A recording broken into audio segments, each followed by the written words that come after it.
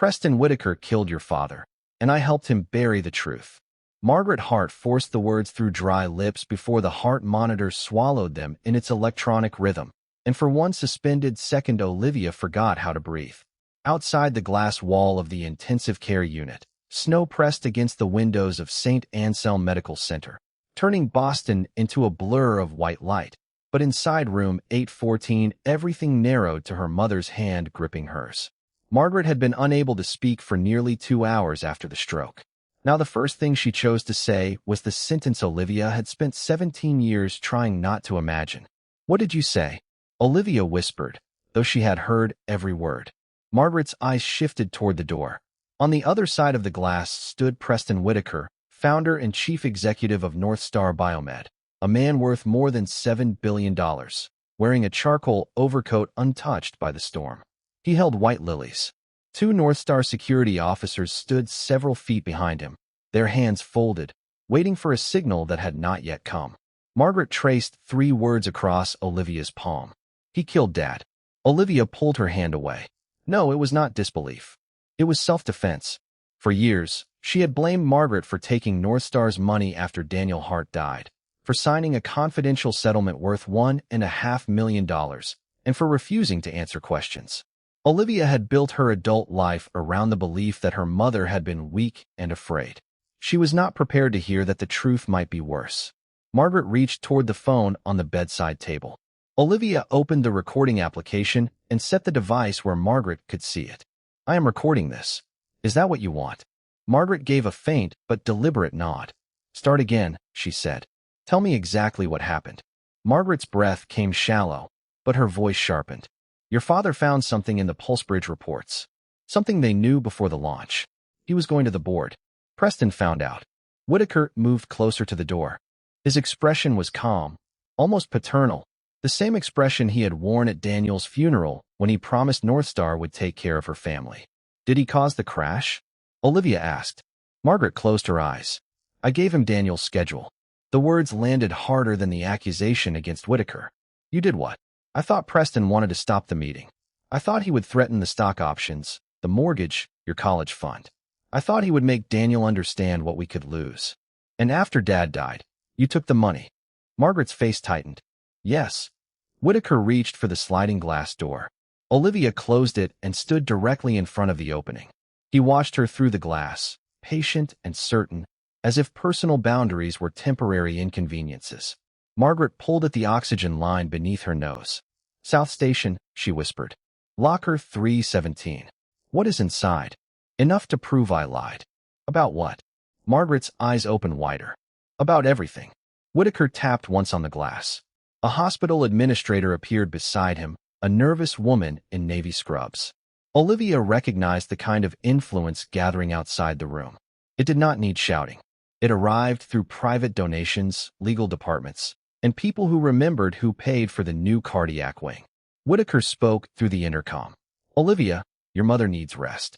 I arranged for a private neurological facility in Brookline to accept her if the hospital approves. She will receive the best care available." Margaret's fingers tightened around Olivia's wrist. "Do not let him move me." Whitaker continued gently. "The facility is less than 8 miles away. My driver can take you." Olivia stared at him. "Why are you here?" "Because Margaret has been my friend for 30 years. Friends do not bring corporate security to an intensive care unit." His smile barely changed. "You are frightened, and that is understandable." The administrator stepped forward and reminded Olivia that hospital staff needed access to the room. Olivia moved aside only far enough to let the administrator enter. Margaret shook her head. "Listen to me. The locker has a phone, a key, and a list of names. Do not call North Star. Find Aaron Cole." Olivia recognized the name. Cole was an investigative reporter whose series on North Star had collapsed after 3 sources withdrew their statements. Margaret pulled Olivia closer. "And do not trust anything with my signature on it." Olivia froze. "Why?" "Because Preston did not build his empire by forging my name." The glass door began to slide open behind the administrator. Margaret's eyes filled with a fear Olivia had never seen. "He built it by teaching me to sign." The door opened several inches. Whitaker's voice entered first, warm and controlled. "Margaret, you are confused. Let us help you." Olivia slipped the phone into her coat pocket and stepped between him and the bed. Whitaker looked at her, then at Margaret, and Olivia saw the truth of the room. He was not worried about a sick woman's memory. He was calculating how much of it had escaped. Margaret wrote a single number against Olivia's palm. 917. Olivia did not understand it, but she closed her fingers around the message. Only 6 minutes had passed since Margaret opened her eyes, and in those 6 minutes Preston Whitaker had lost control of the story. Whitaker set the lilies on the counter and smiled at Olivia as though they were still family. "Whatever she told you," he said, "grief can make people rewrite the past." Olivia closed her fingers around the phone. "Then you should not be afraid of what she recorded." For the first time that night, Preston Whitaker stopped smiling. Olivia left room 814 with Preston Whitaker watching every step, but she did not look back until the elevator doors closed between them. Only then did she pull the phone from her coat pocket and check the recording. 6 minutes and 12 seconds. Her mother's voice was weak, broken, and unmistakable. "Preston Whitaker killed your father, and I helped him bury the truth." Olivia played the sentence once, then stopped it before the next words could reach her. The accusation was easier to face than the confession. She reached the underground parking garage before her phone rang. The screen showed St. Anselm Medical Center. She answered immediately. It was Maya Brooks, the night nurse from Margaret's floor. "Your mother is stable," Maya said, "but Whitaker's representatives are still pressing the hospital to approve a transfer." Olivia stopped beside her car. "Do not let them move her. Your mother has refused the transfer, so no one can move her while she has decision-making capacity. The concern is that North Star is asking the hospital to declare her unable to decide for herself." "Who is supporting that request?" Maya lowered her voice. "Dr. Raymond Ellis. He is listed as an outside consulting neurologist." Olivia recognized the name from North Star Biomed's annual reports. Raymond Ellis had served on the company's medical advisory board for 9 years. "Is that not a conflict of interest?" Olivia asked. "It should be reviewed," Maya said carefully. "There is something else. Your mother asked for Preston Whitaker by name before her condition worsened. When? This afternoon. She told the admitting nurse that Whitaker would come after 9 in the evening. Did he visit her before she lost consciousness?" Olivia asked. "Not according to the visitor log. That does not mean he was not there." Maya did not answer. Olivia ended the call and sat behind the steering wheel without starting the engine. 3 versions of Margaret Hart now competed inside her memory. One was the mother who worked late so Olivia could attend college without loans. Another was the widow who accepted $1.5 million from North Star less than 6 months after Daniel died. The third was the frightened woman in room 814, warning her daughter not to trust her signature. Olivia opened the glove compartment and found the silver wristwatch Daniel had worn for most of her childhood. The watch had stopped at 7:46 on the morning of his final drive to Cambridge. Margaret had given it to Olivia after the funeral. The memory returned with painful clarity. Thanksgiving, 17 years earlier. At a North Star dinner overlooking Boston Harbor, Preston praised Daniel for helping make Pulse Bridge possible. Margaret laughed beside Preston. Daniel stood apart, holding a folded report beneath one arm. Later that night, Olivia heard her parents arguing in the kitchen. Daniel said the company was rushing. Margaret said thousands of jobs, their home, and Olivia's future depended on the launch. At 19, Olivia had stayed outside the kitchen because she did not want to hear her parents sound like strangers. Now she wondered how much had been decided there. Her phone vibrated with a message from an unknown number. The message contained a photograph of Margaret entering a private dining room at the Fairmont Copley Plaza earlier that day. Preston Whitaker walked beside her. Below the image were 6 words. "Ask your mother why she came." Olivia stared at the photograph. Margaret wore the navy coat Olivia had found hanging in the hospital closet. A security timestamp in the corner read 3:12 that afternoon. About 4 hours later, Margaret had arrived at St. Anselm confused and unable to move her left hand. A little more than 2 hours after that, Preston had appeared with lilies and a proposed transfer. Olivia called the number. It had already been disconnected. She started the car and drove towards South Station, moving slowly through streets narrowed by snowplows and stalled traffic. The station was just over 3 miles away, yet every red light felt like another delay. At 10:08, she entered a 24-hour luggage storage room beside the South Station bus terminal. A clerk pointed her toward a row of rented metal compartments.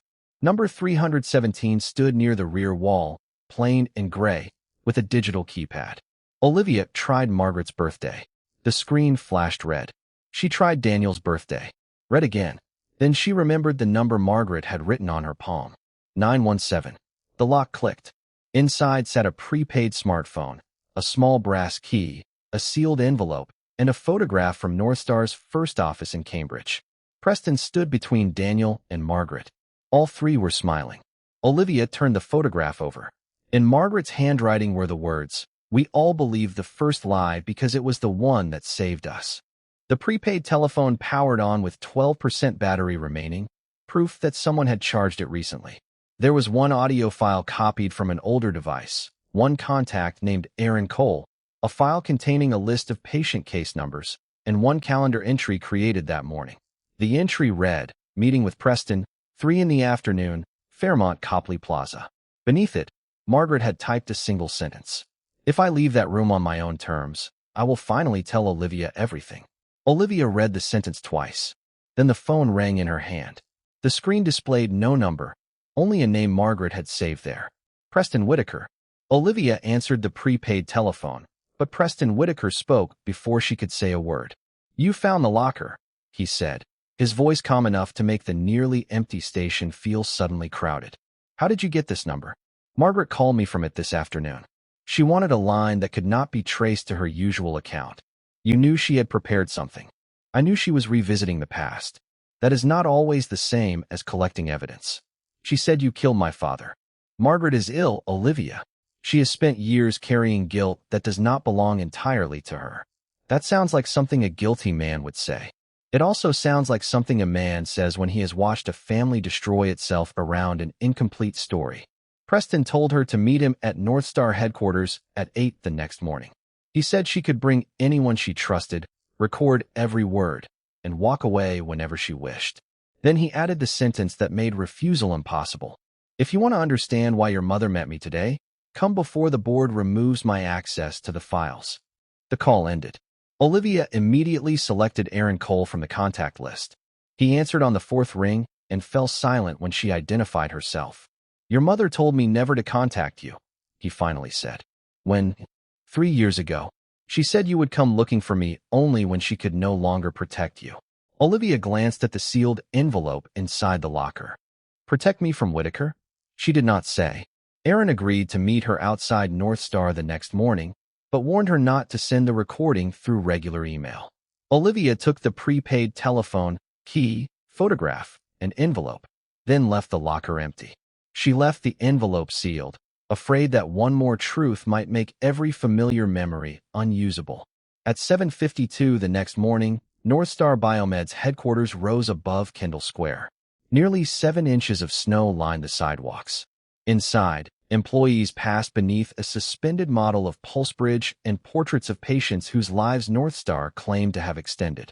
Aaron waited near the entrance, lean and gray at the temples, carrying no visible recorder.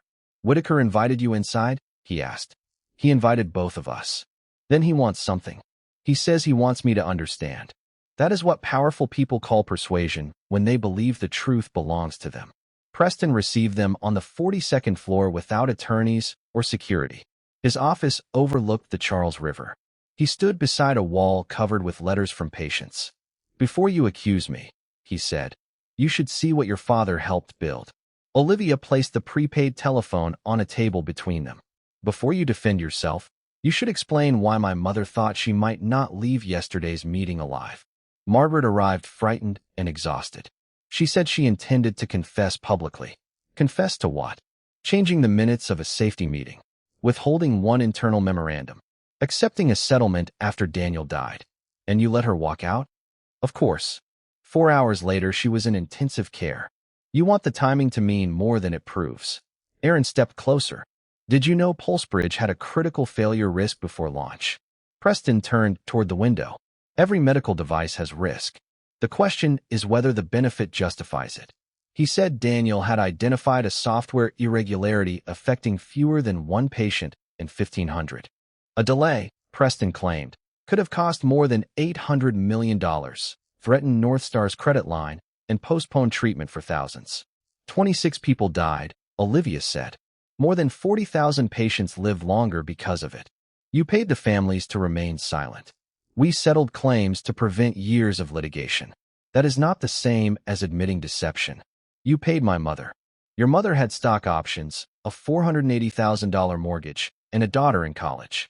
She believed Daniel was about to destroy everything they had built. The argument did not excuse anything, but it sounded like Margaret's language from the kitchen. Preston opened a folder and slid a contract across the table. It offered Olivia $4 million for exclusive documentary access to North Star archives, executives, patients, and legal records. She turned to the final page. You are trying to buy my silence. No, I am offering to finance your investigation. With editorial approval. With legal review. Aaron gave a humorless laugh. That is a cleaner phrase for ownership. Olivia, your mother does not want justice. She wants punishment before she dies, and she no longer cares who is destroyed with me. 22,000 employees. Research programs. Patients waiting for new devices. You can publish a confession from a woman who altered records and accepted money, or you can tell the complete story. Olivia closed the contract. The complete story according to North Star. According to evidence. Then release every original board record. Preston hesitated and glanced toward a locked cabinet. Aaron noticed. Someone else has the originals, Olivia said. Preston's silence answered before his voice did. Your mother is not the only person protecting herself. Olivia remembered the photograph. Daniel was dead, Margaret was in intensive care, and Preston was trying to control a film that did not yet exist. Someone else had survived outside the frame. Olivia looked at the legal authorization attached to the contract. The signature at the bottom belonged to North Star's general counsel, Eleanor Price. A note directed that no historical board material could be released without her approval. Olivia photographed the final page. Preston closed the folder. That page was not yours to copy. Then you should not have placed it in front of a filmmaker. She turned toward the door, and Preston's composure finally showed a crack. Eleanor will not help you. Olivia stopped. She had never spoken Eleanor's name. Preston realized his mistake at the same moment she did. Olivia looked back at him. I did not say she would. Olivia and Aaron left North Star headquarters without speaking until the elevator reached the lobby. Preston's mistake had given them a name, but not a way inside Eleanor Price's silence. Outside, they crossed Kendall Square in the morning cold. Whitaker did not offer you $4 million because he fears the recording, he said. He offered it because he fears whatever Eleanor can confirm. Olivia pulled the sealed envelope from her pocket. She had carried it since South Station. Now she tore it open. The envelope contained a handwritten letter from Daniel Hart, dated 11 days before his death. My dearest Olivia, if you ever read this, it means I waited too long to become the man you believed I was. Daniel wrote that he had discovered a software defect in Pulsebridge months before the scheduled launch. He had argued for additional testing, but he had also agreed to delay his formal report. His North Star stock was approaching $900,000, enough to cover the mortgage and Olivia's education. For 6 months, he claimed to be gathering stronger evidence. In truth, he was waiting for the stock to vest. Olivia lowered the letter. He knew. She handed Aaron the pages. He read them and returned them. This does not erase what Whitaker did. No, Olivia said, but it changes what my father did. Her telephone rang. Maya Brooks was calling from Street Anselm. Margaret's condition had worsened, and the attending neurologist had suspended the proposed transfer after discovering that Dr. Raymond Ellis had submitted recommendations without examining her in person. No one had accused Ellis of medical misconduct, but the conflict required review. The transfer is on hold, Maya said. Hospital counsel is also asking whether your mother understood and consented to the recording. Can she speak? For a few minutes at a time. Tell her I found the letter. Margaret was silent when Olivia entered room 814 nearly an hour later. Maya closed the door while Olivia placed Daniel's letter on the blanket. Margaret looked at it, then turned her face away. You kept this from me, Olivia said. I kept many things from you. He delayed the report because of the stock. Margaret nodded. He hated himself for it. Did Preston know? Preston knew what everyone needed. That was his gift. Olivia sat beside the bed. You divided the proof into 4 pieces. The audio file on the prepaid telephone, the brass key, Dad's letter, and one more. What is the last piece? Margaret glanced at Maya, who stepped into the hallway. The fourth piece is a person, Margaret said. Eleanor Price. Where do I find her? She will find you when she believes Preston is ready to blame her. Margaret said Eleanor had preserved the original board minutes in a private document vault outside Waltham. The brass key opened a box rented through a law firm that no longer existed. Inside was the medical memorandum Daniel had tried to present, along with a signed receipt proving Preston received it 3 weeks before Pulsebridge entered final review by the Food and Drug Administration. Why 917? Olivia asked. September 17th, Margaret said. The day your father sent his first written warning about Pulsebridge. Why did Eleanor keep it? Olivia asked. Insurance. People near power often call fear by a more respectable name. And the list of names. Families who accepted settlements. Some believed they had no choice. Some still believe the device saved more people than it harmed. Do not turn them into symbols without asking permission. Olivia could not decide whether the warning came from compassion or control. Why did you meet Preston yesterday? Margaret's eyes closed. I told him I was going to confess. Why warn him? Because part of me still wanted him to give me a reason not to. The answer carried more shame than denial. Margaret had spent 17 years hoping someone else would make courage unnecessary. What happened at the hotel? Olivia asked. He offered to create a foundation in Daniel's name. $50 million for patient safety research. He said the past could be repaired without destroying North Star. And you refused? Margaret opened her eyes. Not immediately. Every time I think I understand what you did, you make it worse. That is what the truth does when it arrives late. Olivia turned back. Did Preston cause Dad's accident? Margaret's voice became quieter. I do not know. Daniel was frightened. Preston told him that if he went to the board, every person at North Star would know who destroyed their jobs. 2 days later, Daniel died. Afterward, Preston made certain no investigator connected the meeting to the company. I helped him. It was not a clean answer. It revealed a system built on pressure and plausible deniability rather than one provable act. Margaret reached for her hand. Do not promise me forgiveness. I was not going to. Good. Promise me you will release all of it, including Daniel's letter. Publishing the letter would damage the father Olivia had protected in memory. Hiding it would repeat Margaret's first mistake by allowing love to edit the truth. Before Olivia could answer, Maya returned with a tablet in her hand. Hospital risk management has temporarily barred outside attorneys and company representatives until they complete a capacity review.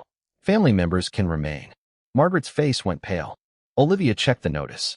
The hospital had acted after receiving a legal request carrying Eleanor Price's electronic signature. Then Olivia's telephone displayed an unknown Boston number. She answered. A woman spoke in a low, controlled voice. This is Eleanor Price. Do not let North Star's lawyers question your mother again until you hear what she left out. Your mother did not tell you that Preston planned to make her the only guilty person, Eleanor Price said. Eleanor explained that North Star's board would hold an emergency investor webcast and press briefing at noon the next day.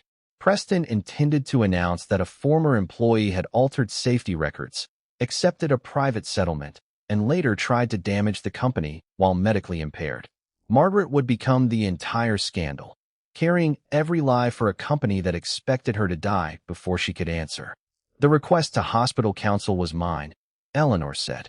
I needed risk management to stop Preston's attorneys from questioning Margaret again before I reached you. Did you know about the broadcast? Margaret nodded. He told me at the hotel. He said confession would not free me. It would only give him a cleaner story. Then why did you not tell me? Because I needed to know whether Eleanor would choose the truth before Preston chose her as his next sacrifice. Eleanor gave Olivia an address in Waltham and told her to bring the brass key. About 45 minutes later, Olivia and Aaron reached Waltham, nearly 12 miles west. The records facility stood behind an office park among unmarked storage buildings. Eleanor waited inside a private conference room and placed her North Star identification card on the table. The brass key opened a box containing original board minutes, Daniel's memorandum, settlement summaries, and a receipt signed by Preston 3 weeks before review by the Food and Drug Administration. This proves he received the warning. It proves more than that, Eleanor said. She produced a time-stamped archive preserved by outside counsel showing that Preston's office had ordered the warning removed from the presentation. Margaret changed the minutes, and Eleanor approved the revision. 3 people had turned one decision into corporate history. Why keep these records? Olivia asked. At first, I called it professional protection, Eleanor said. It was fear. Preston had contacted her that morning and asked her to prepare a statement blaming Margaret. If she refused, Northstar would claim its general counsel had hidden the documents. He has written both endings, Aaron said. One blames Margaret. The other blames you. Eleanor nodded. That is how Preston survives. He creates someone else to explain every piece of evidence. Publishing immediately would not be enough. Preston would call the documents incomplete, Margaret confused, and Eleanor threatened. They needed him to tell his story first, in public, before the evidence took it apart. Olivia returned to St. Anselm before evening. Margaret's voice had weakened, but her mind remained clear. Olivia placed the recorder beside her. I need you to confess to everything you did, she said. Not only what Preston did. Everything. Margaret looked toward the dark window. Including Daniel? Including Daniel's delay. Including the money. Including the altered minutes. Margaret's face tightened as the family story she had protected finally collapsed. People will hate us. Some already have reasons to. Margaret closed her eyes. Then record. At noon the next day, Northstar's emergency investor webcast began from the company auditorium. Investors watched online, reporters filled the first rows, and employees gathered around screens nationwide. Preston stood beneath the Northstar emblem and spoke with practiced sorrow. He said Northstar had discovered that Margaret Hart had modified documents after her husband raised concerns about Pulsebridge. He described her as a grieving widow whose judgment had deteriorated, praising her years of service while turning that praise into a cage. Northstar will not allow one troubled individual's actions to erase the lives this technology has saved, he said. Olivia watched from a production room at an independent Boston news organization. Then Preston reached the sentence they had been waiting for. Preston looked directly into the camera. I never received Daniel Hart's memorandum before the product review. Aaron released the delivery receipt. Olivia released the original memorandum in the electronic archive. Eleanor entered during the public question period and reached a microphone before staff could stop her. I delivered that memorandum to Preston Whitaker's office. His signature confirms receipt. I later approved revised records that removed Daniel Hart's warning, and I will provide the originals to federal investigators. The auditorium fell silent. Preston stared at her as though betrayal belonged only to other people. He called the records stolen and the timing coordinated. At that moment, Aaron published a link to Margaret's recorded statement through the independent newsroom. Reporters opened it on their telephones, financial websites embedded it beside Northstar's webcast, and thousands watched Margaret appear from her hospital bed. Preston Whitaker built the lie, she said, but I helped it stand. I changed the minutes. I accepted $1.5 million. I told myself I was protecting my daughter and preserving thousands of jobs. I was protecting my fear. She explained Daniel's 6-month delay and his stock worth nearly $900,000, refusing to make him a hero. She named only families who had given permission and described the rest by case number, explaining that Northstar had separated the settlements to hide the pattern. Do not call me courageous, Margaret said. I am a coward who ran out of time. Preston demanded that the feed be stopped, but the statement was already beyond Northstar's control. Reporters shouted questions, board members left their seats, and lawyers gathered near the stage. Preston returned to the microphone and abandoned the calm voice that had carried him through 3 decades. He blamed Margaret, Eleanor, Daniel, journalists, and families who had accepted settlements. Every one of them benefited from Northstar, he said. Every one of them took the money, and now they pretend they stood outside the choices we had to make. Olivia heard the mask slip through contempt. The public could finally hear what his belief in his own necessity required him to think about everyone else. Aaron continued releasing documents. Margaret's recorded voice finished with one final sentence. The truth does not become less true because guilty people are the ones telling it. Preston stood beneath the Northstar emblem as the board chair approached him and quietly asked him to leave the stage.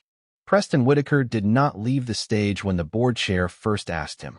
He remained beneath the silver Northstar emblem as reporters called questions and the company's stock price fell across the production room screens. For several seconds, He looked like a man waiting for the world to remember who he was. Then the board chair leaned closer and spoke again. This time, Preston stepped away from the microphone. He walked behind the curtain without looking at Eleanor or offering one final version of the truth.